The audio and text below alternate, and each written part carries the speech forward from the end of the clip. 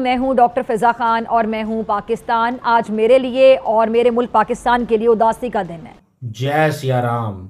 आज दुश्मन कंट्री में मोदी जी ने इम्पॉसिबल काम करके दिखाया है।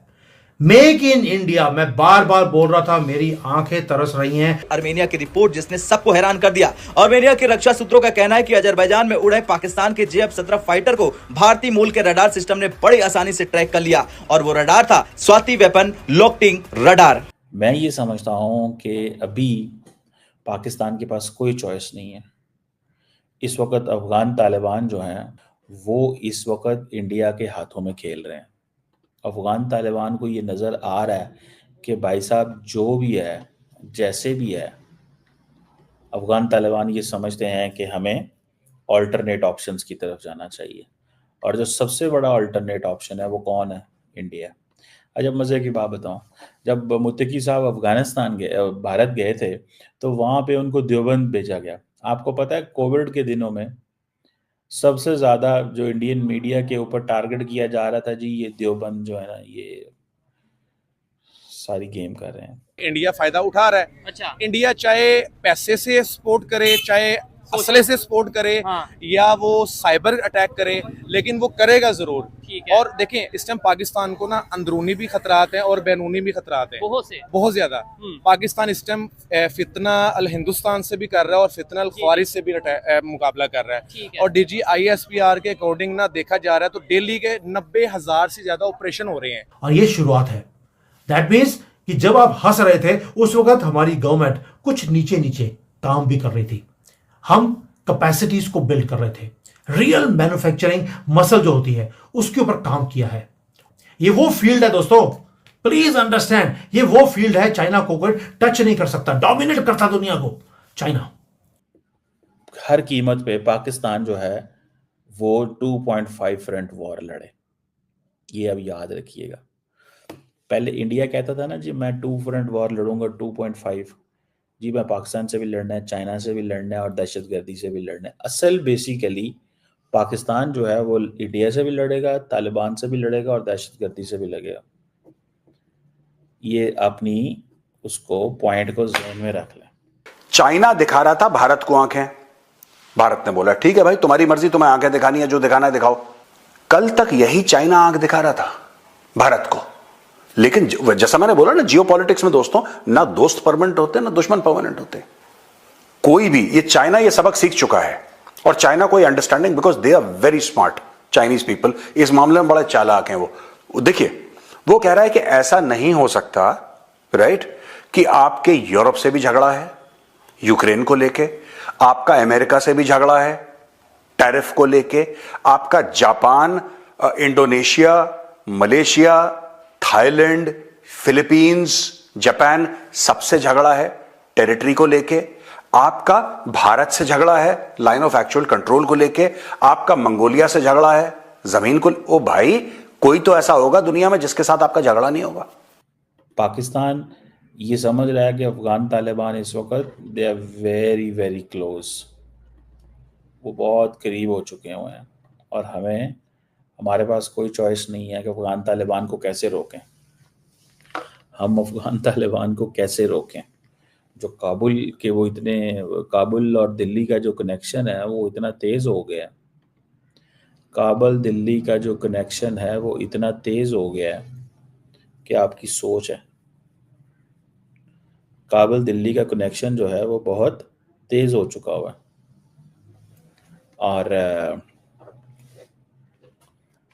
हम जो है वो इस चीज़ पे वो हैं, वो उसको देख रहे हैं कि कैसे जो है वो अफगान तालिबान को कन्विंस करें कि यार ये आप छोड़ दें, आप ये छोड़ दें। ये पाकिस्तान कन्विंस कर रहा है लेकिन पाकिस्तान की वो नहीं सुन रहा। ठीक है, आई विश के अफगान तालिबान ने को कोई समझाए, अफगान तालिबान को कोई समझाए। जयशंकर साहब ही समझा सकते हैं और तो कोई नहीं समझा सकता। ठीक है कि नहीं? अब मुझे ज़ाती तौर पे ये जो नज़र आ रही है चीज़ कि एक तरफ हम देखते हैं कि जो लीडरशिप है काबुल के अंदर, वो ये कह रही है जी हम बड़े जी, हम तो वो सब बहुत अच्छा करना चाहते हैं, हम तो चीज़ें नॉर्मल करना चाहते हैं। लेकिन इन रियलिटी वो पाकिस्तान के लिए मुश्किलात पैदा कर रहे हैं। और पाकिस्तान के लिए क्या मुश्किलात हो रही हैं कि पाकिस्तान कह रहा है और रास्ता ढूंढें, आओ रास्ता ढूंढें, आओ एक वो मंजिल की तरफ जाएं। वो कह रहे हैं नहीं, हमें नहीं जाना। ना खस्ता भारत के अंदर कोई हादसा होता है, भारत के अंदर अगर किसी किस्म की गड़बड़ होती है तो उसके जवाब में वो पाकिस्तान पे अटैक करेंगे, ऐसा बार बार कहा जा रहा है। लेकिन हम दुआ यही करते हैं कि ऐसा कुछ ना हो और हर तरफ अमन रहे और हर तरफ खैरियत रहे। लेकिन पाकिस्तान के टर्म्स जिस तरीके से अपने साथ जितने भी पड़ोसी हैं उनके साथ बिगड़ते चले जा रहे हैं, उसको देखकर यकीनन हालात किस तरफ जाएंगे ये कोई कह नहीं सकता, खास तौर पे अफगानिस्तान के। वैसे तो हमें बार बार यही बताया जाता है कि अफगानिस्तान एक छोटी सी कंट्री है, अफगानिस्तान इतना पावरफुल नहीं है, अफगानिस्तान के पास एयरफोर्स नहीं है, अफगानिस्तान के पास जी लड़ने के लिए जो है फौज नहीं है, पता नहीं क्या क्या बताया जाता है। लेकिन उसी के साथ साथ सबसे ज्यादा हालत खराब भी हमारी अफगानिस्तान को ही लेकर है, इसलिए कि जिस तरह से अफगानिस्तान की तरफ से स्टेटमेंट्स आती हैं, जिस तरह से अफगानिस्तान से टीटीपी के अटैक्स को हम रोक नहीं पाए। और कहाँ गए वो मोहसिन नकवी साहब जो कहते थे कि ये तो एक एसएचओ की मार है।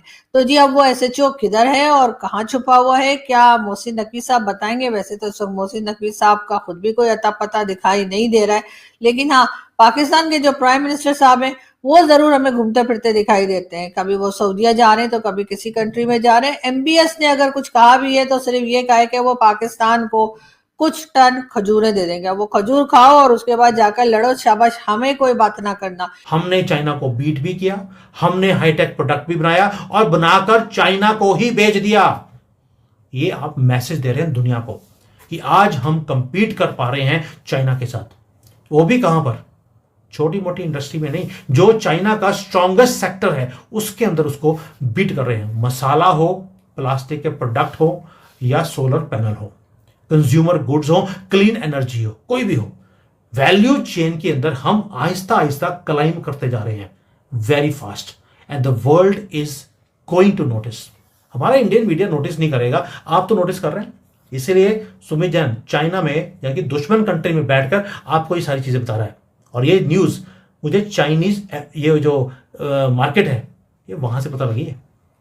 और ये जो जब आपका बिगेस्ट कंपेरेटर बिजनेस के अंदर, आपका कंपेरेटर आपका सामान खरीदने लग जाए, आप समझ लीजिए ये बिजनेस नहीं है, ये डोमिनेंस है। और भारत ने डोमिनेंस दिखानी शुरू कर दी है। यही है इम्पॉसिबल काम मोदी का, मेक इन इंडिया का विजन।